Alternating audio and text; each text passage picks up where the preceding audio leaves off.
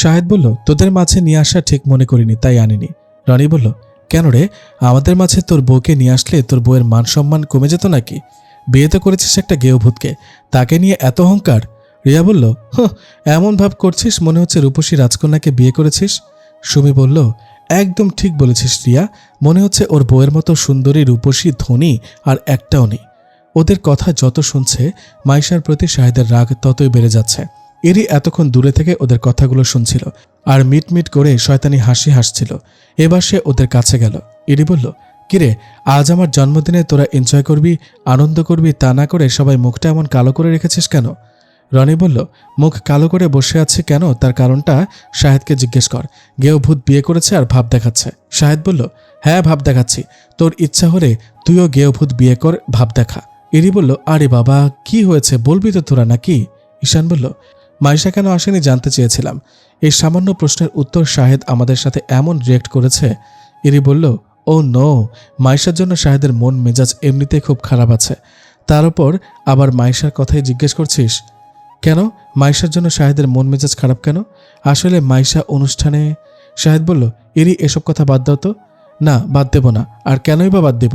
ওই গেও ভূতটার জন্য সবাই তোমাকে ভুল বুঝেছে, ওর দোষের কারণে তোমাকে সবাই দোষী করেছে, আর আমি এসব দেখে মুখ বুঝে থাকবো? আমাকে বাধা দিও না, সব কিছু বলতে দাও। রাজু বলল, আসলে কি হয়েছে ভালোভাবে খুলে বলতো ইরি। ইরি বলল, মাইশাকে নিয়ে আসার জন্য শাহেদ অনেক রিকোয়েস্ট করেছিল, বাট মাইশা শাহেদের মুখের উপর না করে দিয়েছে। রনি বলল, কি, স্বামীর মুখের উপর স্ত্রী না বলতে পারল?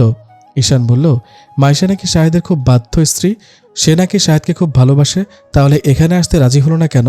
ইরি বলল, এসব নাকি ইসলামের মতে ঠিক না, এগুলো নাকি হারাম, তাই রাজি হয়নি। সুমি বলল, ইসলামে তো স্বামীর আদেশ মানার কথাও বলা আছে, তাহলে সেটা কেন পালন করল না? রিয়া বলল, রাবেয়া বস্ত্রের মতো ভাব দেখায় আর স্বামীর হুকুম মানে না। যত সব মানুষ দেখানো দরবেশি। রনি বলল, আমার তো মনে হচ্ছে শাহেদকে সবার সামনে অপমান করার জন্য ধর্মের অজুহাত দিয়েছে মাত্র। আমরা কি ধর্মের কথা জানি না নাকি? বাংলাদেশে প্রায় সব পরিবারে জন্মদিন পালন হয়, তাহলে সবাই কি ধর্মের ব্যাপারে অজ্ঞ নাকি? শুধু মাইশাই ধর্মের ব্যাপারে জানে নাকি? সেদিনই তো একটা হুজুরের বাসায় জন্মদিনের দাওয়াত খেতে আসলাম। শাহেদকে ভুল বোঝানোর জন্য হুজুরের কথাটা বানিয়ে বলল রানী। হারাম হলে কি হুজুররা এটা পালন করত? ইডি বলল, আসলে শাহেদকে সহজ সরল পেয়ে যা ইচ্ছা তাই বোঝায় মেয়েটা শাহেদকে ভালোই বাসে না, ভালোবাসে শাহেদের ধন সম্পদকে। লোভী মেয়ে কোথাকার। রানী বলল, ঠিক বলেছিস রিয়া, শাহেদকে ভালোবাসলে আজ না এসে এভাবে অপমান করিয়ে নিত না, আর লোভী না হলে আগের ওই কষ্ট অপমান সহ্য করে পড়ে থাকতো না। ইরি বলল, আমার মনে হচ্ছে আগের সেই অপমানগুলো শোধ তুলছে। রনি বলল, ঠিক, এখন হয়তো বাসায় বসে শাহেদ অপমান হচ্ছে এটা ভেবে হাসছে। ওদের কথার মাঝে শাহেদের ফোনটা বেজে উঠল। ফোনের দিকে তাকিয়ে দেখলো মাইশা ফোন করেছে। বন্ধুদের কথা শুনে শাহেদ মাইশার উপর খুব রেগে আছে, তাই রাগ করে ফোনটা রিসিভ করলো না। ফোন রিসিভ করছে না দেখে বারবার কল করেই যাচ্ছে মাইশা। ইরি বলল, কে ফোন করছে, রিসিভ করছো না কেন? শাহেদ বলল, মাইশা ফোন করেছে। ইরি বলল, রিসিভ করো।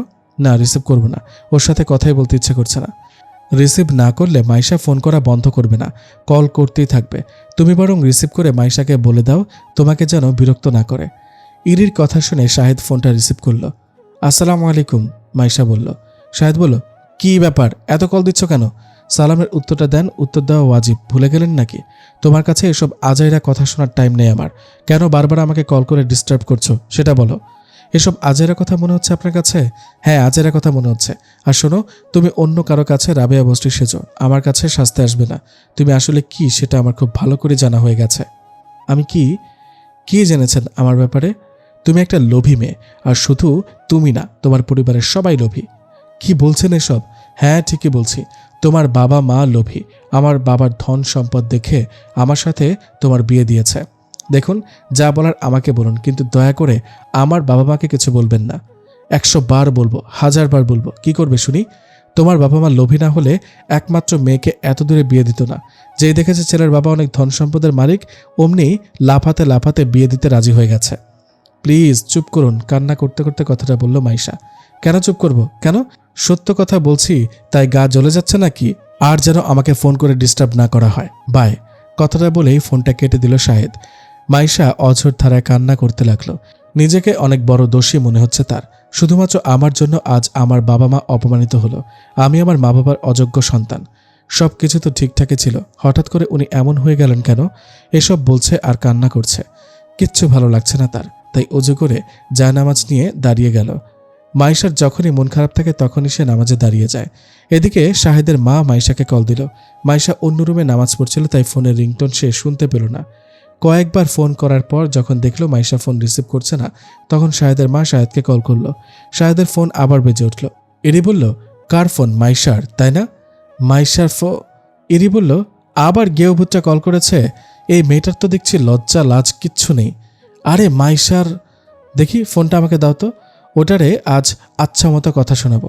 তুমি এত অপমান করলে, তারপরে ওর শিক্ষা হয়নি। কি হলো, ফোনটা দাও আমাকে। ওই মেয়েকে আজ আমি উচিত শিক্ষা দেব। কথাটা বলেই শাহেদের হাত থেকে মোবাইলটা নিয়ে কল রিসিভ করলো ইরি বলল, এই মেয়ে, তোমার লাজ লজ্জা বলতে কিছুই নেই নাকি? নিষেধ করার পরও আবার ফোন করে ডিস্টার্ব করছো। এত নির্লজ্জ কেন তুমি? তোমার কথাটা শেষ করার আগে শাহেদ ইরির হাত থেকে ফোনটা নিয়ে কল কেটে দিল। উফ, ইরি, করেছোটা কি তুমি? কাকে কি বলছো? এটা মাইশার ফোন না, মায়ের ফোন। ইরি বলল, হ্যাঁ জানি তো মা। হ্যাঁ, কার ফোন এটা? কার ফোন ছিল? আন্টির। ভয় চুপসে গেল ইরি। শাহেদ বলল, হ্যাঁ মায়ের ফোন ছিল। তুমি আগে বলবা না আন্টি ফোন করেছে? আমি তো সেই তখন থেকে এটাই বলার চেষ্টা করে যাচ্ছি, মাইশার ফোন না, এটা মায়ের ফোন। বাট তুমি আমার পুরো কথা না শুনে একাই বকবক করেই যাচ্ছ। সরি, আমি বুঝতে পারিনি। আমি ভেবেছিলাম মাইশা। আমাকে সরি বলে আর কি হবে? মাকে যা উল্টাপাল্টা বলার তা তো বলে দিয়েছই। এখন আমি মাকে কি বলবো? একে তো মাইশাকে বাসায় একা রেখে এসেছি, তার উপর আবার তুমি। ভালোভাবে না জেনে না শুনে কেন হুট করে ফোনটা রিসিভ করলে? আর রিসিভ করার পর এসব বলতে গেলে কেন? আরে তুমি এত টেনশন নিচ্ছ কেন? তো কি করব, টেনশন না করে নাচানাচি করব? ও শিট, এটা আমি কি করলাম? এতেও হিতে বিপরীত হয়ে গেল। শাহেদের রাগটা মাইশার প্রতি বাড়িয়ে না দিয়ে আমার নিজের প্রতি বাড়িয়ে দিলাম। দেখ, কেন যে বোকার মতো না জেনে কলটা রিসিভ করতে গেলাম। ইস, কত সুন্দর মাইশার প্রতি শাহেদকে রাগিয়ে দিয়েছিলাম। এখন কি করি? শাহেদ যেই রেগে গেছে, নতুন কিছু একটা প্ল্যান করতেই হবে, নয়তো শাহেদ আমার হাতছাড়া হয়ে যাবে। শাহেদকে কিছুতেই হাতছাড়া করা যাবে না। যে করেই হোক আবার মাইশার প্রতি শাহেদের রাগ বাড়িয়ে দিতে হবে, নয়তো আমার এত প্রচেষ্টা এত পরিশ্রম সব বৃথা যাবে। উফ, এরই তাড়াতাড়ি ভাব, মাথাটা খাটিয়ে দ্রুত নতুন প্ল্যান বের কর। মনে মনে বলল কথাগুলো। শাহেদ বলল, তোমার বাবার আর তোমার উপকার করতে এসে আমি এবার বিপদে পড়ে গেলাম। এখন মা যদি মাইশাকে কল করে আর মাইশা যদি সবকিছু বলে দেয়, মা সবকিছু জেনে গেলে তো আমাকে বাড়ি ছাড়া হতে হবে। তুমি এখনই আন্টিকে কল করো, আমি যা যা বলতে বলছি তা বলো। তোমার আর একটা কথাও শুনবো না আমি। তোমার জন্য যত সব ঝামেলার মধ্যে পড়তে হলো আমাকে। আরে বাবা, এত রাগ করলে চলে নাকি? বিপদের সময় মাথা যত গরম করবে তত বিপদ আরও বাড়বে। তাই মাথা গরম না করে ঠান্ডা মাথায় কাজ করতে হয়। আমি মানছি আমার ভুলের জন্য, আমার জেদের জন্য তোমাকে বিপদে পড়তে হয়েছে। আমি যখন বিপদে ফেলেছি তখন আমি তোমাকে বিপদ থেকে রক্ষা করব। প্লিজ রাগ জেদ দূরে সরিয়ে আমার কথা মতো কাজ করো। কি করতে হবে? শাহেদকে কি বলতে হবে তা ইরি শিখিয়ে দিল। আরে এসব বললে তো মাকে মিথ্যা বলা হয়ে যাবে। বিপদে পড়লে একটু আধটু মিথ্যা বললে কিচ্ছু হবে না। ইরি যা বলছে তাই করো। কিন্তু তাই বলে কিন্তু বাদ দাও, তুমি আন্টিকে কল করে আমার শেখানো কথাগুলো বলো। এদিকে শাহেদের মা অবাক। উনি ভেবে কুল কিনারা করতে পারছে না। শাহেদের ফোনে কে এমন কথা বলল? আর শাহেদ কোথায়? ওর ফোন কার কাছে রেখেছে? মাইশা কোথায়? সে কেন ফোন রিসিভ করছে না? কোনো উত্তর কিছুতেই মিলছে না। ওনার পুরো মাথায় হ্যাং হয়ে যাচ্ছে। শাহেদের বাবা শাহেদের ফুপার সাথে অফিসে আছেন। শাহেদের মা এখন কি করবে কিছুই বুঝে উঠতে পারছে না। শাহেদের ফুপি আসিয়া বেগম কি একটা দরকারে শাহেদের মায়ের রুমে প্রবেশ করলো। এসে দেখছে শাহেদের মা চিন্তিত মনে বসে আছে। আসিয়া বেগম বললেন, কি ব্যাপার ভাবি, কি ভাবছেন এত? আরে আসিয়া, কখন আসলে? আপনি কি এত ভাবছেন বলুন তো? আমি এসে 5 মিনিট হয়ে গেল, তবুও টের পেলেন না? শাহেদের মা বলল, আর বলো না, এই ছেলে মেয়ে দুটো টেনশনে আমাকে হার্ট স্ট্রোক করিয়ে ছাড়বে। আসিয়া বেগম বললেন, কেন, কি হয়েছে? ওরা আবার কি করলো? মাইশাকে কয়েকবার কল করলাম, রিং হলো বাট রিসিভ করলো না। শাহেদকে কল করলাম, কোথা থেকে এক বজ্জাত মেয়ে কল রিসিভ করে উল্টা পাল্টা কথা বলে কল কেটে দিল। ওমা, কি বলেন এসব? একজন ফোন রিসিভ করছে না, আরেকজনের ফোন আবার অপরিচিত মেয়ে রিসিভ করে বাজে ব্যবহার করেছে। মাইশা শাহেদ দুজনে ফোন রেখে কই গেছে? আমিও তো সেটাই ভাবছি। ওনারা দুজন কথা বলছিল, এমন সময় শাহেদের মায়ের ফোন বেজে উঠল। হ্যালো মা। কিরে, তোর ফোন কোন বেয়াদবে রিসিভ করেছিল রে? কোথায় আছিস তুই? মাইশা কোথায়? মাইশা ফোন রিসিভ করছে না কেন? জানি না কে ফোন রিসিভ করেছিল, আর মাইশা তো বাসায় আছে, হয়তো কোনো কাজ করছে তাই রিসিভ করছে না। মানেটা কি? তোর ফোন কে রিসিভ করেছে তুই জানিস না তো কে জানে? আর মাইশা বাসায় আছে, এর মানে কি? তুই কোথায় আছিস? তোকে না বলেছিলাম রাতে বাইরে না থাকতে? তারপরও মেয়েটাকে বাসায় একা রেখে বাইরে আছিস। বাবা না থাকায় বেশি বেড়ে গেছিস, তাই না? দাঁড়া, তোর বাবাকে সব বলছি। শাহেদ বলল, আগে তো আমার পুরো কথাটা শোনো। কি পুরো কথা শুনবো? হ্যাঁ, নামাজ কালাম বাদ দিয়ে বৌমাকে বাসায় একা রেখে বন্ধুদেরকে নিয়ে আড্ডা দিয়ে বেড়াচ্ছিস? আর শাহেদ বলল, উফ মা, আমি আড্ডা দিয়ে বেড়াইনি। তাহলে এত রাতে বাইরে কেন? আমার এক বন্ধুর বাবা হঠাৎ করে হার্ট স্ট্রোক করেছে। উনাকে হাসপাতালে ভর্তি করাতে গিয়ে এত রাত হয়ে গেল। শাহেদের মা বলল, ইন্না লিল্লাহ, আল্লাহ ওনাকে সুস্থতা দান করুন। এখন উনি কেমন আছেন? এখন একটু ভালো আছেন, আলহামদুলিল্লাহ। এবার তাড়াতাড়ি বাসায় যা, মেয়েটা একা একা কত ভয় পাচ্ছে কে জানে। আর হ্যাঁ, ওই বেয়াদব মেয়েটা কে ছিল রে? কোন মেয়েটা মা? তোর ফোনে যে মেয়ে আমাকে উল্টাপাল্টা কথা বলেছে, সেই বজ্জাত মেয়েটা? আমার ফোন থেকে একটা মেয়ে তোমার সাথে বাজে ব্যবহার করেছে? হ্যাঁ। আচ্ছা মা, ওই মেয়েটার সাথে কখন তোমার কথা হয়েছে? আর কি কথা বলেছে তোমাকে? এই তো 10 থেকে 12 মিনিট আগে কথা হলো। বললো তুই নাকি আমাকে নিষেধ করেছিস, তারপরও আমি তোকে বিরক্ত করছি। ও মা, আমার ফোনটা ভুল করে রনির বাসায় ফেলে এসেছিলাম। তুমি তখন কল করেছিলে, তখন ওর বাসার কেউ হয়তোবা ভুল করে রিসিভ করে এসব বলেছে। রনিকে? ওর বাসায় কেন তোর ফোন গেল? আরে মা, এর মধ্যে ভুলে গেলে আমার বন্ধুর বাবা হার্ট স্ট্রোক করেছে। রনি আমার সেই বন্ধু যার বাবা হার্ট স্ট্রোক করেছে। ওর বাবাকে বাসা থেকে হাসপাতালে নিয়ে আসার সময় ভুল করে ফোনটা রেখে এসেছিলাম। শাহেদের কথা শুনে রনি শাহেদের দিকে বড় বড় চোখ করে তাকালো। তারপর ইরির দিকে তাকালো। ইরি ইশারা করে চুপ থাকার অনুরোধ করলো। শাহেদের মা বলল, ওরা কোনটা কার ফোন সেটাও চেনে না নাকি? তোর ফোনটা দেখে বুঝতে পারেনি এটা ওদের ফোন না? আসলে আঙ্কেলের হার্ট স্ট্রোকের কারণে সবাই টেনশনে আছে, তো তাই হয়তো খেয়াল করেনি। পরে খেয়াল করেছে, তাই কল কেটে দিয়েছে। ভুল করে এতগুলো কথা শোনালো আমাকে, আর সরি না বলে কেটে দিল। মেয়েটার তো উচিত ছিল আমার কাছে ক্ষমা চাওয়া। মেয়েটার তার ভুল বুঝতে পেরে হয়তো খুব লজ্জা পেয়ে গেছে। লজ্জার কারণে মনে হয় ক্ষমা চাইতে পারেনি। তুমি তো বুঝতেই পারছো ওদের বাসার পরিস্থিতি কেমন। টেনশনের মাঝে মেয়েটা ভুল করে ফেলেছে। তুমি মেয়েটাকে মাফ করে দাও। তোমার আদরের বৌমা তো বলে ক্ষমা করা মহৎ গুণ। শাহেদের মা বলল, আচ্ছা ঠিক আছে, তুই তাড়াতাড়ি বাসায় ফিরে যা। আচ্ছা মা। শাহেদ কখনো কাউকে মিথ্যা বলে না। আজ ওর মাকে একটার পর একটা মিথ্যা বলতে বলতে হাঁপিয়ে উঠেছিল। ফোন কেটে দিয়ে হাফ ছেড়ে বাঁচল সে। শাহেদ ফোনে কথা বলছিল বিথায় রনি এতক্ষণ তার রাগটা দমিয়ে রেখেছিল। কল কাটার সঙ্গে সঙ্গে রাগী লুক নিয়ে রনি বলে উঠল, এটা তুই কি করলি? আমার সুস্থ সবল বাবাকে তুই অসুস্থ বানিয়ে দিলি। তুই আমার বাবার হার্ট স্ট্রোকের কথা বললি কেন? তো কার কথা বলবো? তুই তো বললি বিপদে পড়লে একটু আধটু মিথ্যা বলতে হয়, কিচ্ছু হবে না। তাই বলে হয়েছে, চুপ করতে এবার। ইরি বলল, হার্ট স্ট্রোকের কথা বলেছে তো কি হয়েছে? শাহেদের বলাতে তো আর সত্যি সত্যি হার্ট স্ট্রোক করেনি। তোর বাবা তো সুস্থ আছে, তাহলে এই সামান্য ব্যাপার নিয়ে এত ঝামেলা করছিস কেন? রিয়া বলল, উফ, এটা জন্মদিনের অনুষ্ঠান নাকি ঝামেলার অনুষ্ঠান? রিয়ার কথা শুনে ইরি মনে মনে বলল, এই তো একটা সুযোগ পেয়ে গেছি। এই সব কিছুর জন্য গেও ভূতটা দায়ী। ওই মেয়েটা শাহেদকে বিপদে ফেলার জন্য ইচ্ছা করে ফোন রিসিভ করেনি। সে যদি আন্টির ফোন রিসিভ করত, তাহলে আন্টি আর শাহেদকে কল করতো না, শাহেদকেও বিপদে পড়তে হতো না। কথাটা বলেই রনির দিকে তাকালো ইরি। রনি ইরির ইশারা বুঝতে পেরে বলে উঠল, ঠিক, ওই মেয়েটা শাহেদকে ফাঁসানোর জন্য ইচ্ছা করেই ফোন রিসিভ করেনি। তাকে অপমান করলি একটু আগে, সেটা শোধ তোলার জন্য এমনটা করেছে। তোর বউ যে তোকে ভালোবাসে না, এবার তো আরেকটা প্রুফ পেলি। এত কিছুর পরও কি বলবি মাইশা তোকে ভালোবাসে? শাহেদ বলল, আমার ভালো লাগছে না, আমি বাসায় গেলাম, বাই। কথাটা বলে বেরিয়ে গেল শাহেদ। এদিকে মাইশা তার রুমে গিয়ে দেখল ওর শাশুড়ি বেশ কয়েকবার কল করেছে। অনেক রাত হয়ে গেছে, তাই আর কল করলো না। ঘুমানোর জন্য বিছানায় গিয়ে শুয়ে পড়ল।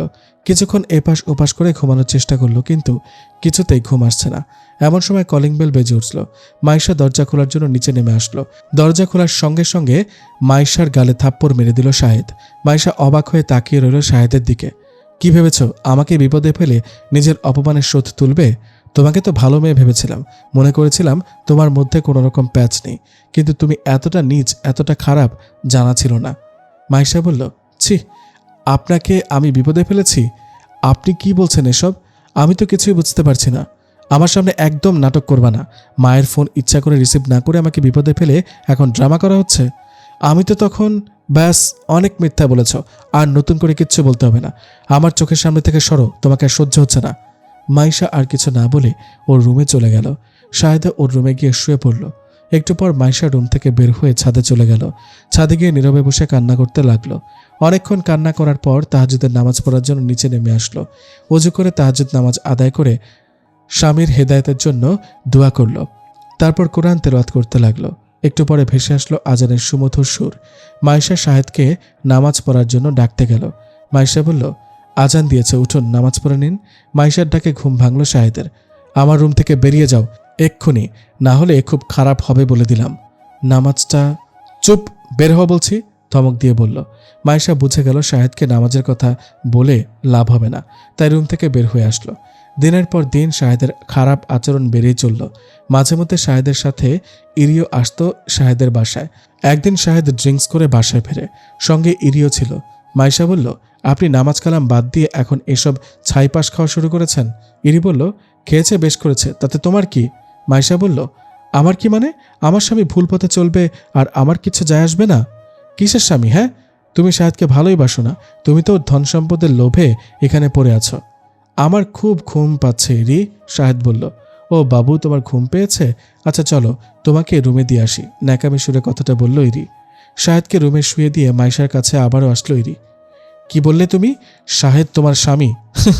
শাহেদ তোমাকে স্বামীর অধিকার দিয়েছে কখনো? তুমি কি পেরেছো স্ত্রীর অধিকার ফলাতে? পারোনি, আর পারবেও না। শাহেদ শুধুই আমার। শোনো, ভালোই ভালোই বলছি, শাহেদের জীবন থেকে সরে যাও, নয়তো কি? নয়তো শাহেদকে আরো খারাপ পথে পরিচালিত করব। তুমি পরিচালিত করলেই শাহেদ সেই পথে চলবে নাকি? অবশ্যই চলবে। শোনো, তোমাকে আজ একটা গোপন কথা বলি। তারপর ইরি শাহেদকে কিভাবে মাইশার ব্যাপারে ভুল বুঝিয়েছে সবকিছু বলল মাইশাকে। আমি সবকিছু শাহেদকে আর ওর মা বাবাকে বলে দিব। শাহেদকে বললেই কি শাহেদ তোমার কথা বিশ্বাস করবে? আর শাহেদের বাবা মাকে যদি সব বলে দাও তাহলে খুব খারাপ কিছু ঘটবে বলে দিলাম। কি করবেন? যদি শাহেদের মা বাবাকে বলে দাও তাহলে শাহেদের আর তোমার মা বাবার জন্য তোমাকে আফসোস করতে হবে। আমি পুলিশকে বলে দিব। পুলিশ প্রুফ ছাড়া কিচ্ছু বিশ্বাস করবে না। তোমার কাছে আছে প্রুফ? শোনো, আমার সাথে বেশি চালাকি করো না, চুপচাপ আমার কাছে হার স্বীকার করো, এতে সবার ভালো হবে। নয়তো বুঝতেই পারছো, শাহেদের মা বাবা তোমার হাতে শাহেদকে তুলে দিয়ে গিয়েছিল, কিন্তু তুমি তো তাকে আগলে রাখতে পারোনি। কি জবাব দেবে তোমার শ্বশুর শাশুড়ির কাছে? তারা তো তোমার উপর ভরসা করে বিশ্বাস করে শাহেদকে তোমার হাতে ছেড়ে দিয়েছে। তাদের সেই বিশ্বাস ভরসার মান রাখতে পেরেছো তুমি? পারোনি, তাহলে কি করে মুখ দেখাবে তাদের কাছে? তোমার অক্ষমতার কারণে শাহেদের আজ এই হাল হয়েছে। শাহেদ এখন আমার হাতের মুঠোয়, তাই তুমি চাইলেও শাহেদকে আগের মতো করতে পারবে না। আমি শাহেদকে যেভাবে নাচাবো শাহেদ সেভাবে নাচবে। যদি সবার ভালো চাও তাহলে শাহেদের জীবন থেকে সরে যাও, ওকে ডিভোর্স দিয়ে দাও। ইরির কথা শুনে মাইশা বোবা হয়ে গেছে, মুখ থেকে কোনো কথা বের হচ্ছে না। কিছুক্ষণ চুপচাপ বসে থাকার পর বলল, আমাকে আজকের রাতটা ভাবার সময় দেন। ওকে, আমি এবার যাই। এতক্ষণ ধরে মাইশা তার কাহিনীটা বলে এবার একটু থামলো। আমি বললাম, তারপর? মাইশা আবার বলা শুরু করলো, তারপরে আমি ইস্তেখারার নামাজ পড়ি। নামাজ শেষ করে সারা রাত ভাবতে থাকি কি করব। অবশেষে একটা আইডিয়া মাথায় আসলো। পরের দিন ইরিকে বলি, আমি শাহেদকে ডিভোর্স দিব, তবে আমার একটা শর্ত আছে। ইরি বলল, কি শর্ত? ওনাকে আবার আগের মতো নামাজি বানাতে হবে, এসব খারাপ কাজ থেকে বিরত রাখতে হবে। পারবেন? ওকে, তোমার শর্ত মেনে নিলাম। এবার তুমি ডিভোর্সের ব্যবস্থা করো। আমি কেন ব্যবস্থা করব? কারণ সবাই জানবে তুমি শাহেদকে নিজ ইচ্ছায় ডিভোর্স দিচ্ছ। ঘটনা শুনে আমি বললাম, ও তাহলে এই ইরিবিরির জন্যই মিথ্যে বলেছিলি? এই, তুই ইরির নাম খারাপ করছিস কেন? জানিস না নাম খারাপ করা গুনাহের কাজ? জানি তো, কিন্তু কোনো কিন্তু না। ইরি খারাপ, তাই বলে তাকে খারাপ নামে ডেকে নিজে গুনাহগার হবি? আচ্ছা, আল্লাহর কাছে তওবা করে নিচ্ছি, আর বিড়ি বলবো না। তবে ইরিকে আমি দেখে নিব। কি করবি তুই? সময় হলে দেখতেই পারবি। না, তুই কিছু করবি না। আমি কারো কথা মতে চলি না। অহেতুক বাধা দিয়ে লাভ নেই। দেখ, তোকে ডেকেছে ঝামেলার সমাধান করতে, ঝামেলা বাড়াতে নয়। ডেকে এনে ভুল করেছিস, এবার ভুলের মাসুল দে। দূর দূর মসজিদ থেকে ভেসে আসলো আজানের সুর। মাইশা বসা থেকে উঠে দাঁড়ালো, তারপর আমাকে উদ্দেশ্য করে বলল, আজান দিয়েছে, চল আসরের নামাজ পড়ে নি। চল। দুইজনে নামাজ পড়লাম। তারপর আন্টি রাতের খাবার রান্না করার জন্য রান্না করে চলে গেল। আমি রুমে বসে থেকে কিছুক্ষণ মোবাইল টিপাটিপি করলাম। তারপর আন্টির কাছে আসলাম। রান্নাঘরে আসলি কেন? রুমে একা একা বসে থাকতে আমার ভালো লাগছে না। এখানে অনেক গরম। হোক গরম, এই গরমে থাকলে তোর কষ্ট হবে, তুই রুমে যা। না, যাব না। তুইও মানুষ, আমিও মানুষ, সো তুই থাকতে পারলে আমিও পারবো। উফ, কথাতে তোর সাথে পারা যাবে না। রান্নাও আরও কিছু কাজ শেষ করতে করতে মাগরিবের আজান দিয়ে দিল। দুজনে অজু করে নামাজ পড়তে চলে গেলাম। নামাজ শেষ করে আমি উঠে চলে আসলাম, আর আন্টিকে দেখলাম নামাজ শেষ করে কি সব তাসবিহ পাঠ করছে। বেশ কিছুক্ষণ পর আন্টি এসে আমার পাশে বসলো। আমি বললাম, আন্টি, তুই নামাজ শেষ করে কি পাঠ করছিলি? মাইশা বলল, মাগরিবের নামাজের পর কিছু আমল আছে, সেগুলো পাঠ করছিলাম। আমলগুলো বল, আমিও করব ইনশাল্লাহ। মাইশা বলল, হাদিস শরীফে আছে, যে ব্যক্তি ফরজ ও মাগরিবের নামাজের পর কথা বলার আগে আল্লাহুম্মা আজিরনি মিনান নার 7 বার পড়বে, সে জাহান্নাম থেকে হেফাজতে থাকবে।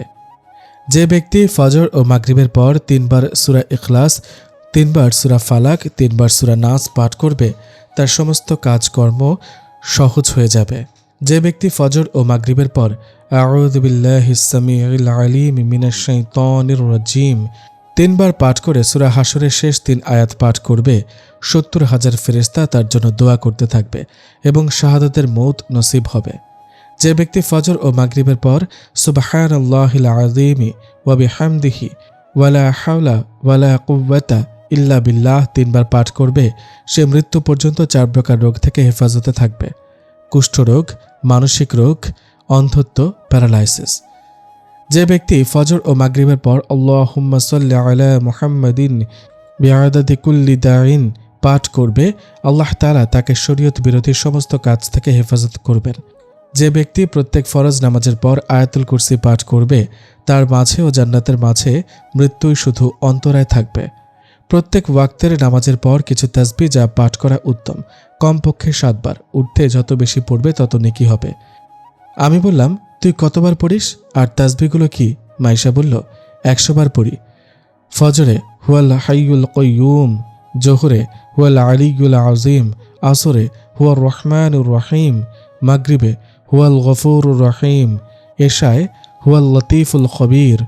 আমি বললাম, ইনশাআল্লাহ এখন থেকে এসব আমিও আমল করব। তোকে জাযাকিল্লাহ ওয়া আনতুম ফা জাযাকিল্লাহ খায়রুন। আমিন সুম্মা আমিন। আমরা কথা বলতে বলতে এশার আজান পড়ে গেল। দুজনে এশার নামাজ পড়লাম। নামাজ শেষে আন্টি খাবার গরম করতে চলে গেল। আমি বসে বসে একটা বই পড়ছিলাম। একটু পর আন্টি ডাক দিল।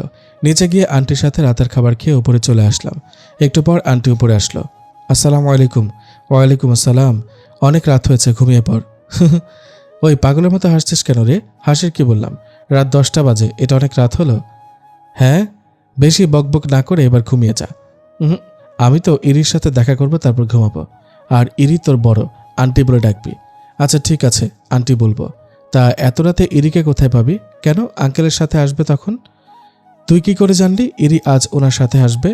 আমি তো নামাজ পড়ে দোয়া করেছি যেন আজ ওই মেয়ের সাথে দেখা হয়। তুই আসলে একটা পাগলি। আচ্ছা বলতো, ইরির সাথে দেখা করতে চাচ্ছিস কেন? বললাম তো, সময় হলেই জানতে পারবি। দেখ, তুই ইরির সাথে ঝামেলা করতে যাবি না কিন্তু। ধুর, আমি কোনো ঝামেলা করব না। আমাদের কথার মাঝেই কলিং বেল বেজে উঠল। ইয়াহু, ইরি চলে এসেছে, চল তাড়াতাড়ি নিচে চল। আশু, বড়দের সম্মান দেওয়ার ভুলে যাচ্ছিস নাকি? কিছুটা ধমকের সুরে বলল মাইশা। কি করলাম আমি? অবাক হয়ে বললাম। এর আগেও তো বললাম ইরি তোর অনেক বড়, তারপর নাম ধরে ডাকছিস কেন? এরপর থেকে আর যেন না শুনি। বলবো না আর, এবার চল। তারপর দুজনে নিচে নেমে আসলাম। আন্টি গিয়ে দরজা খুলে দিল। ইরি আর শাহেদ আঙ্কেল বাসার ভেতরে প্রবেশ করলো। বাসার ভেতরে এসে ইরি বলে উঠল, এই মেয়ে, দরজা খুলতে তো দেরি হলো কেন? সে কখন থেকে বেল বাজাচ্ছি, শুনতে পাচ্ছিস না? মাইশা উত্তর দেওয়ার আগে আমি বলে উঠলাম, দরজা খোলার জন্য একটা চাকর রেখে গেলেই তো পারেন, তাহলে আর দাঁড়িয়ে থেকে অপেক্ষা করতে হবে না। মাইশা এ বাড়ির বউ, সো সম্মান দিয়ে কথা বলেন। ওই গেও ভূত, এটা কে? আর এই মেয়ের সাহস কি করে হলো আমার মুখে মুখে তর্ক করার? মাইশাকে উদ্দেশ্য করে বলল। আমি বললাম, হ্যালো মিস শহুরে পেতনি, আমার ব্যাপারে প্রশ্ন করছেন তো? আমাকেই করেন, আন্টিরে জিজ্ঞেস করেন কেন? আমি তো আর বোবা নই যে বুঝতে বা বলতে পারবো না। কি বললি আমাকে? মা, আপনার কানে প্রবলেম আছে? আমি তো শুনেছি আপনার বাবা অনেক ধনী, তা আপনার বাবা আপনার চিকিৎসা করেনি? ইরি বলল, আমার কানে প্রবলেম আছে? প্রথমে ভেবেছিলাম প্রবলেম আছে, এখন বুঝলাম প্রবলেম নেই। তবে আপনি মনে হয় অনেকদিন ধরে কান পরিষ্কার করেননি, তাই মাঝে মধ্যে শুনতে পাচ্ছেন না। আমি শুনেছি ধনীরা খুব কৃপণ হয়। আপনি মনে হয় কৃপণতা করে কটন বার কিনেননি, আমার কাছে আছে, নেবেন? ইরি আমার কথা শুনে প্রচণ্ড রেগে গেল। তারপর শাহেদ আঙ্কেলকে বলল, শাহেদ, তোমার সামনে আমাকে এই বেয়াদব মেয়েটা অপমান করছে, আর তুমি চুপ করে আছো? এই মেয়ে, তুমি। আঙ্কেলকে থামিয়ে দিয়ে বললাম, দেখুন আঙ্কেল, মাইশাকে যখন অপমান করা হয়েছে তখন আপনি কোনো কথা বলেননি, চুপচাপ ছিলেন, তাই এখনও আপনাকে চুপ থাকতে হবে। তুমি আমার বাসায় এসে আমাকে আদেশ করছো, আমি কি করব না করবে সেটা তুমি বলে দিবে নাকি? এটা আদেশ নয়, তবে আপনার কাছে যদি মনে হয় এটা আদেশ তাহলে তাই। আশু, তুই কি শুরু করলি বলতো? বড়দের সাথে কিভাবে সম্মান দিয়ে কথা বলতে হয় ভুলে গেছিস নাকি? মাইশা বলল। ইরি বলল, সম্মান দিবে কি করে? সম্মান দেয়া শিখিয়েছিস? তুই যেমন বেয়াদব তেমনই তোর বোনের মেয়েটাও বেয়াদব। আমি বললাম, সম্মান কেবল তাদেরই প্রাপ্য যারা সম্মানের যোগ্য।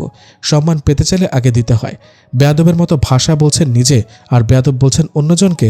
অবশ্য যে যা সে অন্যকে তাই ভাবে। শাহেদ বলল, আয়শা তুমি কিন্তু বেশি বাড়াবাড়ি করছো। মেহমান হয়ে আসছো, মেহমান হয়ে থাকো। না হলে কি? হ্যাঁ, কি করবেন আপনি? আপনাকে আমি চুপ করে থাকতে বলেছি, চুপ করে থাকুন। আমি তোমার কথা মানতে বাধ্য নই। আমার কথা মানতে তো আপনাকে হবেই হবে। যদি আমার কথা না শোনেন তাহলে আপনার মা বাবার কাছে সব সত্য পাঠিয়ে দেব। তখন বুঝবেন কত ধানে কত চাল। আমার কথা শুনে শাহেদ আঙ্কেলের মুখ ফ্যাকাশে হয়ে গেল। তারপর আমতা আমতা করে বলতে লাগলো, তথ্য পাঠিয়ে দিলে কি হবে? হ্যাঁ, আমি আমার মা বাবাকে ভয় পাই নাকি? হো আচ্ছা, ভয় পান না? না, ভয় পাই না। ওকে, আমি তাহলে ফোন করে সব বলে দিই। ইরি বলল, মাইশা তোর বোনের মেয়ের ভালো চাইলে ওকে সাবধান কর। যদি বেশি বাড়াবাড়ি করে তাহলে এর ফল কিন্তু খুব খারাপ হবে। কথাটা মাইশার কানের কাছে গিয়ে বলল। মাইশা বলল, আশু তুই উপরে চল। কথাটা বলে আন্টি আমার হাত ধরে টানতে টানতে উপরে নিয়ে যেতে লাগলো। আমি বললাম, আরে ছাড় আমাকে, আমি উপরে যাব না, হাতটা ছাড় বলছি। মাইশা আমার কোনো কথা শুনল না, সোজা রুমে নিয়ে চলে আসলো। তোকে নিষেধ করিনি ঝামেলা না করতে? ঝামেলা আমি করছি? ওরা একটার পর একটা অন্যায় করবে আর সেটা সহ্য করতে হবে। হ্যাঁ, সহ্য করতে হবে। পারবো না সবকিছু মুখ বুঝে সহ্য করতে। দিব এক চড়। বেশি বেশি কথা শিখেছিস না? ছোট ছোটর মতো থাক। আমি ছোট হলেও অবুঝ না। ইরি তোর সাথে এত বাজে ব্যবহার করছে আর আমি সেটা চুপচাপ দেখব? অসম্ভব। আমি কিছুতেই এসব মেনে নিব না। আশু প্লিজ বোঝার চেষ্টা কর। ইরি খুব খারাপ মেয়ে, ওর সঙ্গে লাগতে যাস না, ও তোর ক্ষতি করবে। আল্লাহ সহায় থাকলে কেউ কোনো ক্ষতি করতে পারবে না। আশু চুপ কর, দয়া করে বোঝাতে আসিস না আমায়। আর হ্যাঁ, তুই আমার কাছে এসব গোপন করেছিলি কেন? কি গোপন করেছি? কিছুটা অবাক হয়ে বলল মাইশা। ইরি যে তোকে তুই তুকারি করে, এত বাজে ব্যবহার করে, সেটা আমার কাছে গোপন করেছিলি কেন? অনেক রাত হয়েছে, ঘুমাতো? না, ঘুমাবো না। আগে আমার প্রশ্নের উত্তর দে। তোর রাগ অনেক বেশি, সবকিছু শুনলে তুই রেগে গিয়ে ঝামেলা বাঁধবি, তাই সব কথা বলিনি। প্লিজ তোকে আবারও রিকোয়েস্ট করছি, ইরির সাথে ঝামেলা করতে যাস না। আমরা কথা বলছিলাম, ঠিক তখনই ইরি এসে প্রবেশ করলো আমাদের রুমে। ইরি বলল, মাইশা আমি তোর বোনের মেয়ের সাথে একা কথা বলতে চাই, তুই একটু বাইরে যা। ইরির কথা শুনে মাইশা অবাক হয়ে তাকিয়ে আছে। মাইশা বলল, ইরির কাছে আশুকে একা রেখে যাওয়া কি ঠিক হবে? ইরি যদি ওর কোনো ক্ষতি করে দেয়, মনে মনে ভাবলো মাইশা। আমি বুঝতে পারলাম মাইশা ভয় পাচ্ছে, তাই মাইশাকে একটু সাইডে নিয়ে গিয়ে বললাম, তুই ভয় করিস না, এই মেয়ে এভাবে প্রকাশ্যে আমার কোনো ক্ষতি করবে না, তুই বাইরে যা। কিন্তু কোনো কিন্তু না, বাইরে যা তুই। কথাটা বলে মাইশাকে এক প্রকার জোর করেই রুম থেকে বের করে দিলাম। তারপর মোবাইল টিপাটিপি করতে করতে ইরিকে বললাম, বলেন কি বলতে চান? ভালো করে শুনে রাখ, ভুলেও তুই শাহেদের মা বাবাকে এখানকার তথ্য বলতে যাস না। যদি বলি তাহলে খুব খারাপ কিছু ঘটবে তোর সাথে। তুই আমার সম্পর্কে জানিস না, তাই আমার সাথে পাঙ্গা নিতে এসেছিস। তোর আন্টির থেকে জেনে নিস আমি কি ধরনের মানুষ। আপনি যেমনই হন না কেন, আপনাকে আমি ভয় পাই না। আপনার যা করার করেন, যান। অনেক চেষ্টার পর শাহেদকে আমি আমার হাতের মুঠোয় আনতে পেরেছি। মাইশার প্রতি ভুল বুঝিয়েছি। ইরি কখনো হারতে শিখেনি, যা চায় তা জয় করেই ছাড়ে। আমার পথে কেউ বাধা হয়ে দাঁড়ালে তাকে পথ থেকে সরাতে আমার 2 সেকেন্ডও সময় লাগবে না। ভালোই ভালোই বলছে, আমার পথ থেকে সরে দাঁড়া, না হলে তোকে মার্ডার করে গুম করে ফেলবো। তোর লাশও কেউ খুঁজে পাবে না। এবার বল, আমার পথে থেকে সরবি নাকি আমার হাতে মরবি? আমার যা বলার তা তো আগেই বলে দিয়েছি। আমি আপনাকে ভয় পাই না, আপনার যা করার করেন। ফোন টিপাটিপি করতে করতে উত্তরটা দিলাম। ইরি বলল, তোর মরার খুব ইচ্ছা জেগেছে তাই না? ঠিক আছে, দেখ তোর কি হাল করি আমি। কথাটা বলে ইরি চলে যাওয়ার জন্য পা বাড়ালো। আমি বললাম, মিস ইরি 1 মিনিট। আমার কথা শুনে পেছন ফিরে তাকালো ইরি। কিছু কড়াকড়ির আগে এই অডিও রেকর্ডটা তো শুনুন প্লিজ। কিসের রেকর্ড এটা? আমাদের মাঝে এতক্ষণ ধরে যা যা কথা হয়েছে সেটা রেকর্ড করে নিয়েছে আমার ফোনে। রেকর্ড করেছিস তো কি হয়েছে? এই রেকর্ড পুলিশ পর্যন্ত পৌঁছাতে পারবি না তুই। পৌঁছানোর আগেই তার সাথে তোর ফোনও গুম হয়ে যাবে। আমি বললাম, আমি এত কাঁচা কাজ করি না। অডিওটা আমার লয়ার বান্ধবীর কাছে সেন্ড করে পাঠিয়ে দিয়েছি, আর মেসেজ করে বলে দিয়েছে আমি নিখোঁজ হলে আপনার নামে মামলা করতে।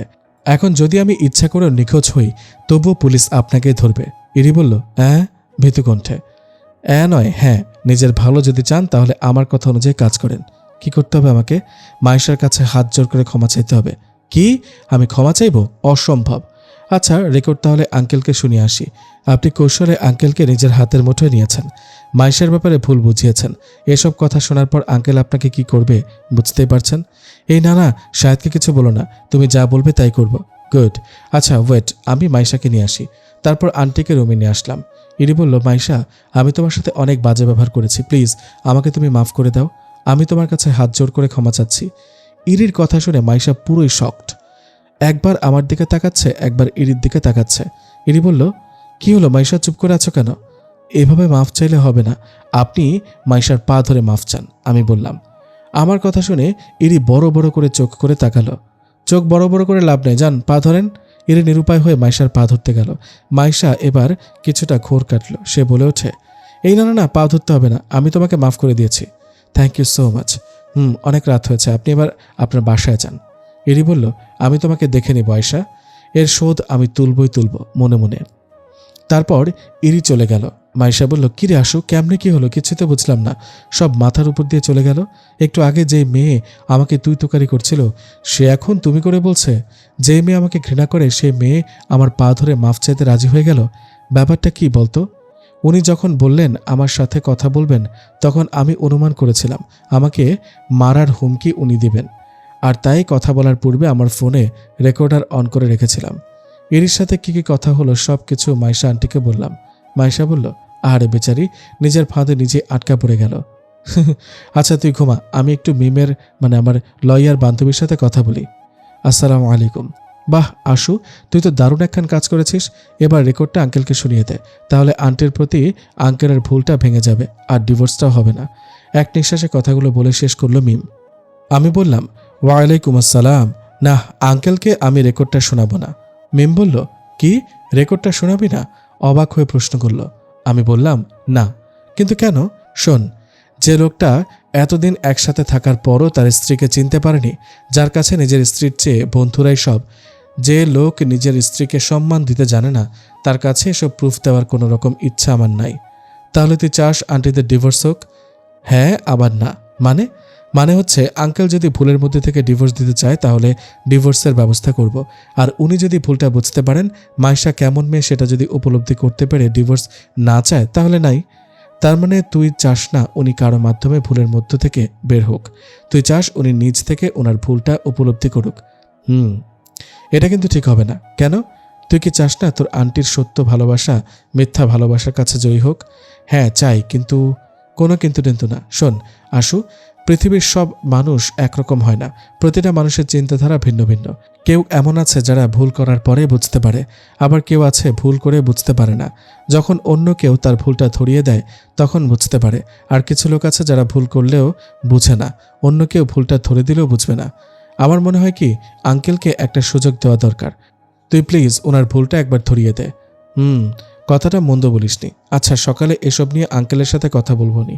অনেক রাত হয়েছে, ঘুমা, এখন রাখি। আসসালামু আলাইকুম। ওয়ালাইকুম আসসালাম। কল কেটে দিয়ে ঘুমিয়ে পড়লাম। ফজরে আন্টির ডাকে ঘুম ভাঙল। জার্নি করে এসে আর অনেক রাত জাগার কারণে খুব ক্লান্ত লাগছিল, তাই ফজরের নামাজ পড়ে আবার ঘুমিয়ে পড়লাম। ঘুম ভাঙল সকাল 9:30টার দিকে। ঘুম থেকে উঠে ফ্রেশ হয়ে নিচে নেমে আসলাম।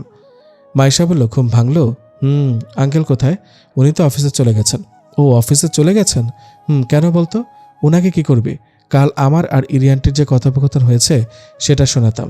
উনি যে কত বড় ভুলের মাঝে আছে সেই ভুলটা ভেঙে দিতাম। ইস, আঙ্কেল যাওয়ার আগে যদি আমাকে ডাক দিতিস। আচ্ছা, রাতে আসলে বলিস। এখন চল, নাস্তাটা খেয়ে নে। চল। রাতে মাইশা আর আমি এশার নামাজ পড়ে বসে বসে গল্প করছিলাম। এমন সময় কলিং বেল বেজে উঠল। মাইশা গিয়ে দরজা খুলে দিতেই আঙ্কেল ভিতরে প্রবেশ করলেন। আঙ্কেল বাসার ভিতরে ঢুকে সোজা উপরে চলে গেলেন। তারপর কাপড় চেঞ্জ করে ফ্রেশ হয়ে আমাদের কাছে আসলেন। শাহেদ বলল, তোমরা দুজন কোর্টে চলে যাবে? কোর্টে যাব মানে? কিছুটা অবাক হয়ে বলল মাইশা। কাল তোমাকে ডিভোর্স দিয়ে ইরিকে বিয়ে করব। আমি আর ইরি চলে যাব, তোমরাও সময় মতো পৌঁছে যেও। আঙ্কেলের মুখে কথাটা শুনে দুজনেই চমকে উঠলাম। কত সহজে কথাগুলো উনি বলে ফেললেন। কি করে পারলেন এত কঠিন কথাটা এত সহজে বলতে? ওনার কি একটু কষ্ট হলো না? না, কেন কষ্ট হবে?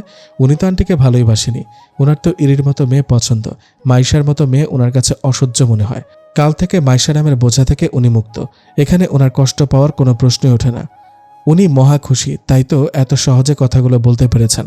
কথাগুলো মনে মনে বললাম। আমি বললাম, কাল ডিভোর্স দেবেন মানে? ডিভোর্সের কাগজপত্র কিছুই তো রেডি করা হয়নি। আর তাছাড়া আপনার মা বাবা বিদেশে আছেন, আগে ওনারা কাগজপত্র সব রেডি হয়ে গেছে। আর আমি চাই মা বাবা আসার আগে মাইশা এই বাড়ি ছেড়ে চলে যাক। বুঝলাম, কিন্তু আঙ্কেল আপনাকে আমার কিছু বলার আছে। আমি আর কোনো কিছু শুনতে চাই না। আমি ক্লান্ত, ঘুমাবো। Good night. আমাকে কোনো কিছু বলার সুযোগ না দিয়ে আঙ্কেল ওনার রুমে চলে গেলেন। মাইশা সারা রাত ঘুমালো না, নামাজ পড়ে কোরআন পড়ে আর কান্নাকাটি করে কাটিয়ে দিল। সকালে ভাইয়াদের ফোন করে ডেকে নিলাম, তারপর আমরা সবাই মিলে কোর্টে যাওয়ার জন্য রওনা হলাম। কি থেকে কি ঘটে গেল, এত বড় একটা প্রুফ থেকেও সত্যটা প্রমাণ করতে পারলাম না। হেরে গেলাম ইরির কাছে, হেরে গেলাম মিথ্যার কাছে। গাড়িতে বসে কথাগুলো মনে মনে ভাবছে মাইশা। ইরি বারবার আয়নাতে গিয়ে নিজেকে দেখছে, সাজগোজ সব ঠিক আছে কিনা। মাইশাকে ডিভোর্স দেওয়া হয়ে গেলে আজই সে শাহেদকে বিয়ে করবে, তাই আজ সে মনের মতো করে সেজেছে। নীল রঙের শাড়ি, কপালে ছোট একটা কালো টিপ, ঠোঁটে হালকা লাল লিপস্টিক, চোখে কাজল, হাতে নীল রঙের কাঁচের চুড়ি, মুখে হালকা মেকআপ করেছে। নীল রঙের শাড়িতে ফর্সা ছিমছাম পাতলা গড়নের ইরিকে দেখতে বেশ ভালো লাগছে। বিয়ের সাক্ষী হিসেবে থাকার জন্য সুমি আর রনিকে আসতে বলেছিল ইরি। আয়নার সামনে দাঁড়িয়ে ইরি যখন নিজেকে দেখছিল ঠিক তখনই রনি ও সুমি প্রবেশ করলো ইরির রুমে। সুমি বলল, ওয়াও, নীল শাড়িতে তোকে ডানা কাটা পরীর মতো লাগছে একদম। আজ তো শাহেদ তোকে দেখলে চোখ ফেরাতেই পারবে না, ফাটাফাটি লাগছে দোস্ত। থ্যাঙ্কস দোস্ত। সুমি বলল, ওয়েলকাম। ইরি খেয়াল করলো রনি কিছুই বলছে না, চুপচাপ আছে। অন্যদিন ইরির রূপের কত প্রশংসা করেছে, বাট আজ কিচ্ছু বলল না। তাই ইরি রনিকে উদ্দেশ্য করে বলল, কিরে রনি, তুই কিছু বলবি না? আমি কি বলবো? আমাকে কেমন লাগছে দেখতে সেই ব্যাপারে কিছু বলবি না? ভালো লাগছে। কিরে এমন করে কথা বলছিস কেন? তোর মন খারাপ নাকি? আরে না, মন খারাপ হবে কেন? আচ্ছা শাহেদ কখন আসবে? এখনো আসছে না কেন? ওকে কল করে দেখ তো, দেরি করছে কেন? তুই কিন্তু শাহেদের প্রসঙ্গ টেনে নিয়ে এসে কিছু একটা লুকালি। কিচ্ছু লুকায়নি, দূর। তুই কল করতো। হ্যালো, তুমি কোথায়? আমাদের কোর্টে নিয়ে কখন যাবে? এই তো এখনই বের হচ্ছি, 10 মিনিটের মধ্যেই তোমার বাসায় পৌঁছে যাব। আচ্ছা। কি বলল শাহেদ? বলল 10 মিনিটের মধ্যেই চলে আসবে। সুমি বলল, ও আচ্ছা। তোরা কি কফি খাবি? না, চা খাবো। নাজমা, আমার রুমে 3 কাপ চা দিয়ে যা। আনতাসি আফা। নাজমা হচ্ছে ইরির বাসার কাজের মেয়ে। নাজমা ইরির মায়ের বয়সী মহিলা, তবু ওনাকে নাম ধরেই ডাকে বজ্জাত ইরি।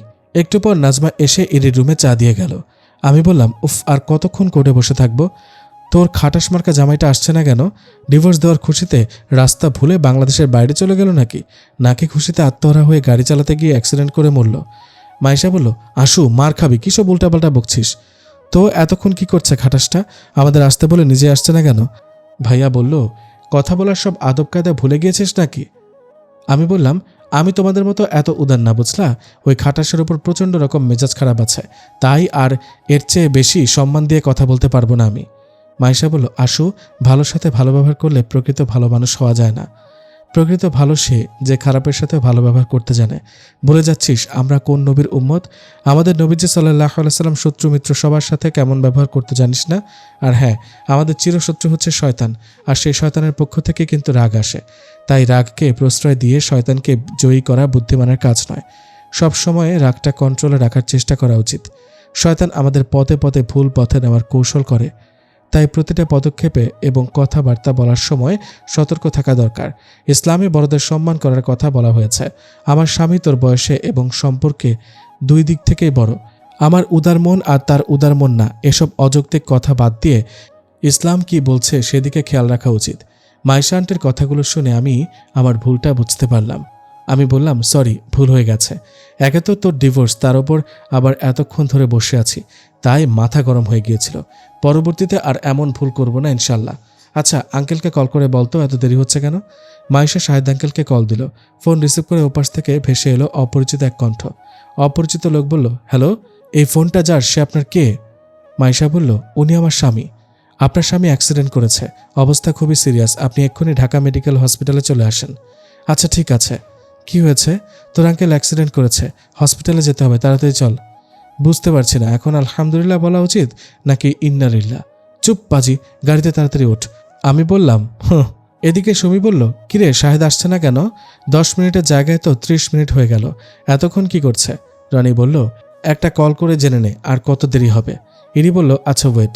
মেডিকেলে এসে ভাইয়ারা চলে গেল আঙ্কেলকে ভর্তি করানোর জন্য, আর আমি আঙ্কেলের ফোন হাতে নিয়ে বসে আছি। হঠাৎ দেখে ইরির কল আসলো আঙ্কেলের ফোনে। আমি বললাম, আসসালামু আলাইকুম। ইরি বলল, কে আপনি?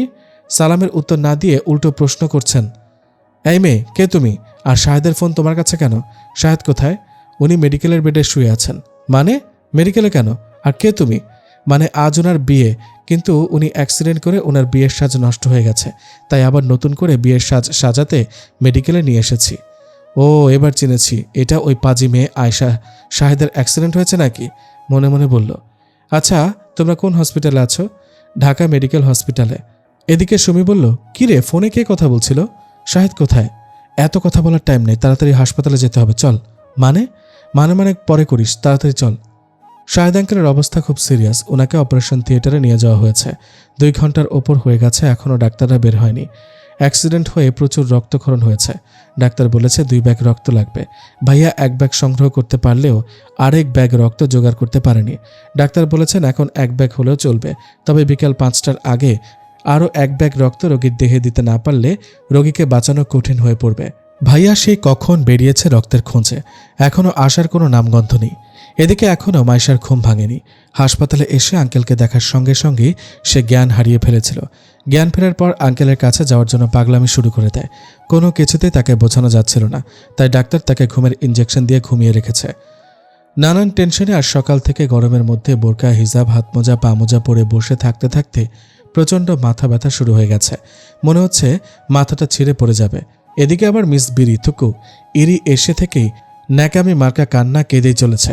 কানটা একদম ঝালাপালা করে দিচ্ছে। মাথা ব্যথায় ভালো লাগছে না, তার ওপর ইরির প্যানপ্যানানি। ইচ্ছা করছে ওর কানের নিচে ঠাস ঠাস করে কয়েকটা কষিয়ে থাপ্পড় দিই, কিন্তু সবার সব ইচ্ছা তো আর পূরণ হয় না। আর আমি জানি আমার এই ইচ্ছাটাও পূরণ হবে না, তাই শখের ইচ্ছাটাকে মনের মাঝে দাফন করে বসে বসে বিড়ির দূর সাই ইরির প্যানপ্যানানি সহ্য করে যাচ্ছি। ব্যথার কারণে 2 হাতের 4 আঙুল দিয়ে কপালের 2 পাশ চেপে ধরে চোখ বন্ধ করে বসে আছি। এমন সময় ভাইয়া আসলো। ভাইয়া বলল, কি রে, শরীর খারাপ নাকি তোর? আমি বললাম, গরমের কারণে একটু মাথা ব্যথা করছে, এই আর কি। তা রক্ত পেয়েছো ভাইয়া? আলহামদুলিল্লাহ পেয়েছি। আলহামদুলিল্লাহ। মাইশার ঘুম ভেঙেছে? না, আমরা যখন কথা বলছিলাম ঠিক তখনই অপারেশন থিয়েটার থেকে ডাক্তার বের হলেন। আমরা সবাই ডাক্তারের কাছে গেলাম। ডাক্তারকে আমরা কিছু বলার আগেই ইরি বলে উঠল, ডাক্তার সাহেব, শাহেদ এখন কেমন আছে? জ্ঞান ফিরেছে? আমি কি ওর সাথে দেখা করতে পারি? জ্ঞান ফেরেনি, 2-1 ঘন্টার মধ্যে ফিরবে ইনশাল্লাহ। তবে হ্যাঁ, রোগীর অবস্থা খুব একটা ভালো না। মাথায় আর পায়ে প্রচণ্ড আঘাত পেয়েছে, তবে মাথার চেয়ে পায়ের আঘাতটা বেশি গুরুতর। ভবিষ্যতে হাঁটতে পারবে কিনা তার কোনো গ্যারান্টি নেই। হাঁটতেও পারে, আবার আজীবনের জন্য পঙ্গুও হয়ে যেতে পারে উনি। ভাইয়া বলল, পা ভালো হবে এটা কত % আশঙ্কা করছেন আপনারা? ডাক্তার বলল, 20% আশঙ্কা করছি। তার মানে 80% সম্ভাবনা ভালো না হওয়ার? জি। শোনেন, আপনি এই ঔষধগুলো তাড়াতাড়ি কিনে নিয়ে আসেন, আমি এখন আসি। ভাইয়া প্রেসক্রিপশন নিয়ে ওষুধ কিনতে চলে গেল। আমার পাশে ইরি আর তার বান্ধবী দাঁড়িয়ে আছে। মনে মনে ভাবলাম, এই তো সুযোগ পেয়েছি, এবার ইরিকে একটু বাজিয়ে দেখি। আমি বললাম, সো স্যাড মিস ইরি, আপনার জন্য আমার খুব কষ্ট লাগছে। আহা, এত সুন্দরী একটা মেয়ের জামাই হবে কিনা পঙ্গু ভাবতেই কষ্টে কান্না পাচ্ছে আমার। আমার কথা শুনে ইরির সুন্দর মুখটা বাংলার 5-এর মতো হয়ে গেল। ভয়ে চুপসে গেল সে। ইরি বলল, আমার জামাই মানে? শাহেদ তো মাইশার হাজব্যান্ড। সেটা তো মাত্র কয়েকটা দিনের জন্য। আপনার হবু জামাই একটু সুস্থ হলেই তো মাইশাকে ডিভোর্স দিয়ে আপনাকে বিয়ে করে নেবে। আর আপনিও তো ওনাকে বিয়ে করার জন্য পাগল হয়ে আছেন, তাই না? আপনি তো ওনাকে নিজের চেয়েও বেশি ভালোবাসেন। যাকে এত ভালোবাসেন তার সামান্য পঙ্গুত্বের জন্য কখনোই বিয়েটা ক্যান্সেল করবেন না আপনি। অবশ্য এখন পঙ্গু বলাটা আমার ঠিক হচ্ছে না, কারণ ডাক্তার তো বলেছেন ভালো হওয়ার সম্ভাবনা 20%। ভালো হয়ে গেলে তো ভালোই, নয়তো আজীবন ভালোবাসার মানুষকে কোলে করে নিয়ে বেড়াতে হবে আর শুনতে হবে, জানিস ইরির মতো একটা সুন্দরীর হাজব্যান্ড পঙ্গু। আমার কথাগুলো শুনে ভীষণ ভয় পেয়ে গেল ইরি। চেহারা দেখে মনে হচ্ছে ওর শরীরের সমস্ত রক্ত শূন্য হয়ে গেছে। ফ্যাকাশে মুখে বলে উঠল, হ্যাঁ কি হলো, করছেন কেন? আমাদের কথার মাঝে একজন নার্স এসে বলল, শাহেদ নামের রোগীটির জ্ঞান ফিরেছে, আপনারা চাইলে দেখা করতে পারেন। কথাটা বলে উনি চলে গেলেন। আমি মনে মনে আলহামদুলিল্লাহ পাঠ করলাম। তারপর ইরিকে উদ্দেশ্য করে বললাম, যান আপনার হবু জামাইকে দেখে আসেন। আর হ্যাঁ, আরেকটা কথা, উনি যেহেতু আপনার হবু জামাই, সো ওনার সেবা যত্ন আপনাকে করতে হবে। আমরা তো অনেক কিছুই করলাম, এবার আমাদের বিদায় নেওয়ার পালা। কি ব্যাপার, দাঁড়িয়ে আছেন কেন? দেখা করতে যাবেন না? হ্যাঁ, যাব না কেন? অবশ্যই যাব। তাহলে দাঁড়িয়ে আছেন কেন? যান। হ্যাঁ যাচ্ছি, আগে বাসায় একটু কথা বলিনি। সে কখন বেরিয়েছি, সবাই হয়তো চিন্তা করছে। কথাটা বলেই ফোন হাতে নিয়ে আমার ওখান থেকে চলে গেল ইরি।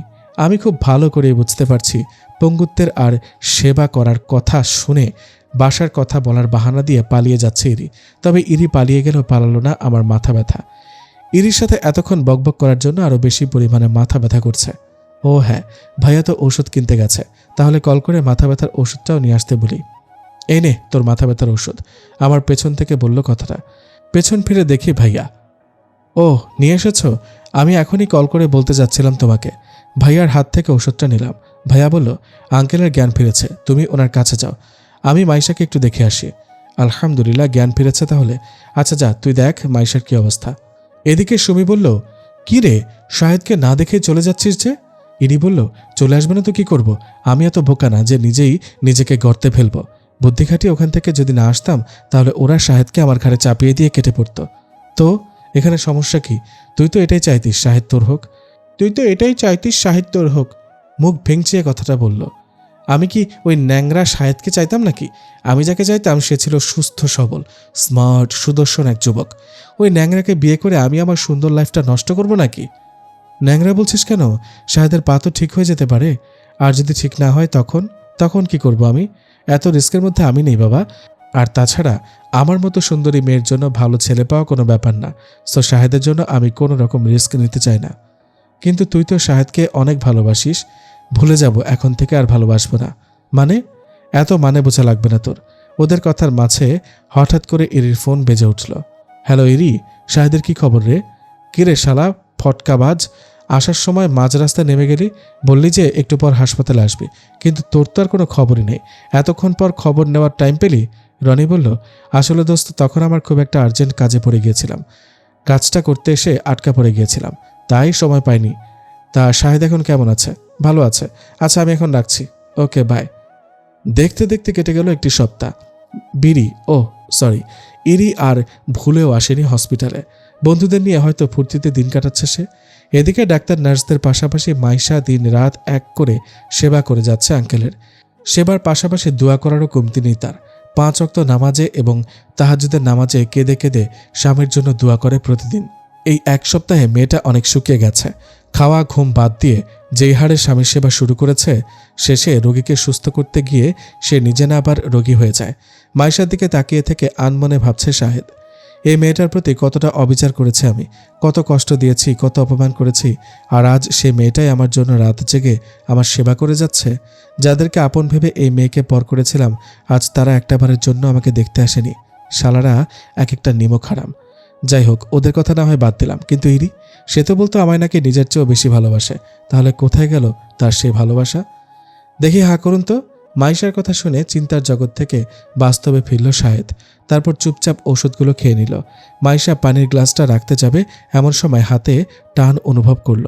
পেছন থেকে দেখল শাহেদ ওর হাতটা ধরেছে। কিছু বলবেন? মাইশা, আমি তোমার সাথে অনেক অন্যায় করেছি, আমাকে তুমি মাফ করে দাও। আমি আপনাকে সে কবেই মাফ করে দিয়েছি। আপনার প্রতি আমার কোনো রকম অভিযোগ নেই, বুঝেছেন?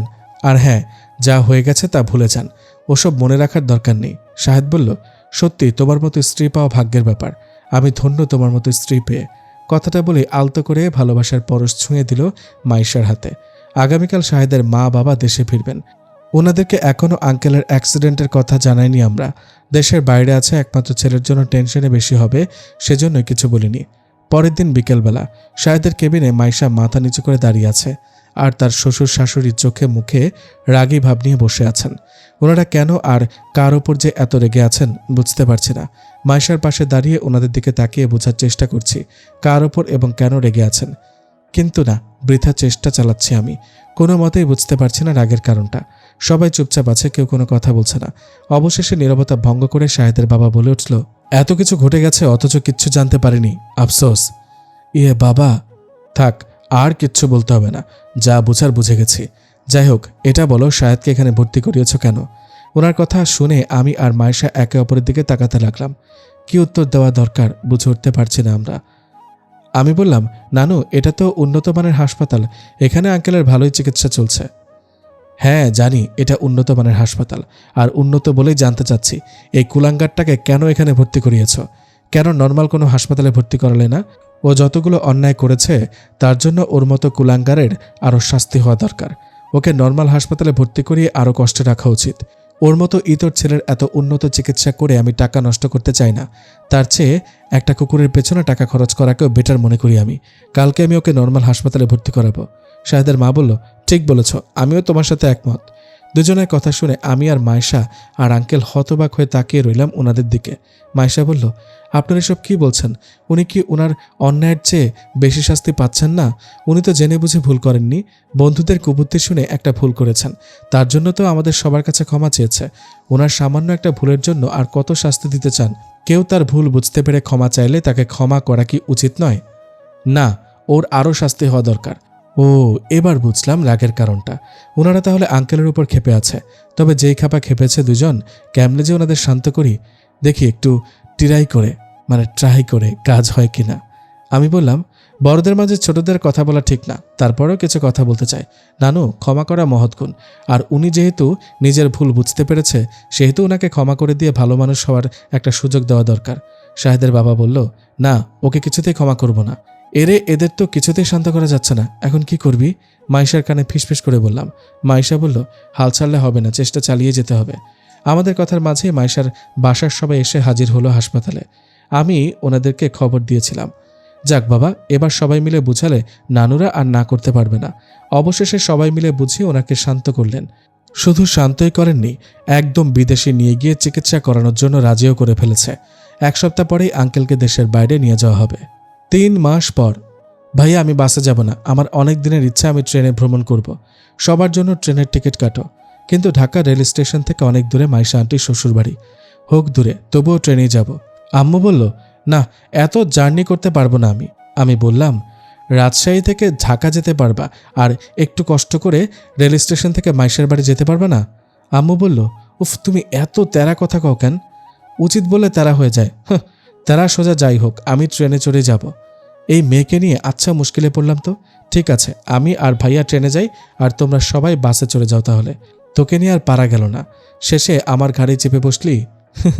অবশেষে আম্মু, আব্বু, বড় ভাইয়া, ভাবি, মামা, মামি, খালামণি, আঙ্কেল এবং ওনাদের ছেলে মেয়ে সবাই বাসে করে গেল, আর আমি এবং ছোট ভাইয়া ট্রেনে উঠলাম।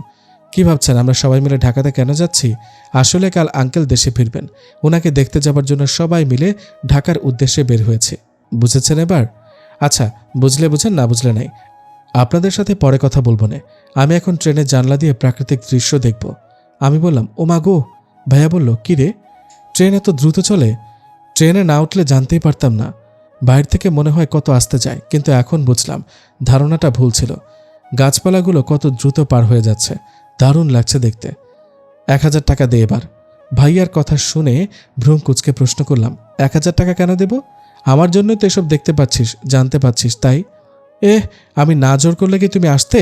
যেভাবেই হোক এসেছি তো, এবার টাকা দে। আচ্ছা ঠিক আছে, টাকাটা জমা থাক আমার কাছে, তোমার বিয়ের সময় সুদে আসলে দিবনে। এভাবেই 2 ভাই বোন খুনসুটি করতে করতে পৌঁছে গেলাম মাইশার বাসায়। আজ আঙ্কেল আসবে, সারা বাড়ি ভর্তি লোকজন, হই হুল্লোড়ে মুখরিত পুরো বাড়ি। সবাই আজ নানা কাজে ব্যস্ত হয়ে পড়েছে। আমি রান্নাঘরে মাইশা আন্টিকে হেল্প করছি রান্নার কাজে। ভাইয়ারা গেছে আঙ্কেলদের এয়ারপোর্ট থেকে নিয়ে আসার জন্য।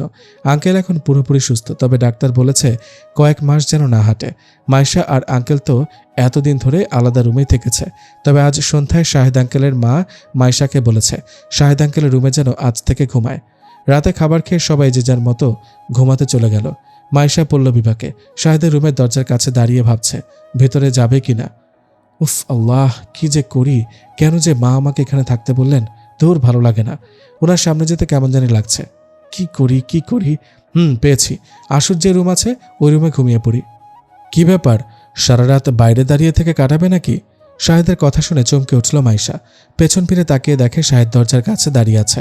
আসলে মাইশা শাহেদের রুমের দরজার যেদিকে, তার উল্টো দিকে তাকিয়ে কথাগুলো ভাবছিল, তাই সে বুঝতে পারেনি যে কেউ একজন তার পেছনে দাঁড়িয়ে আছে।